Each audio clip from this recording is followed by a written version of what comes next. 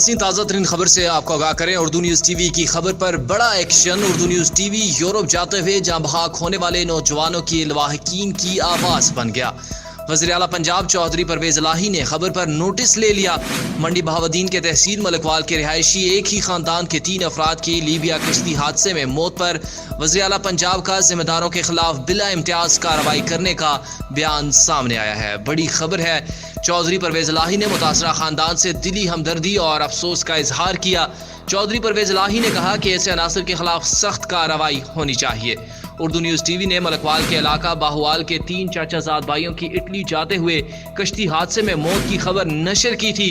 हादसे में बबकी शरीफ के 3 अफराद और चम्मो के रिहायशियों समेत जिला मंडी बहावुद्दीन के 17 से ज़ायद नौजवानों की अमवात की इतलात है।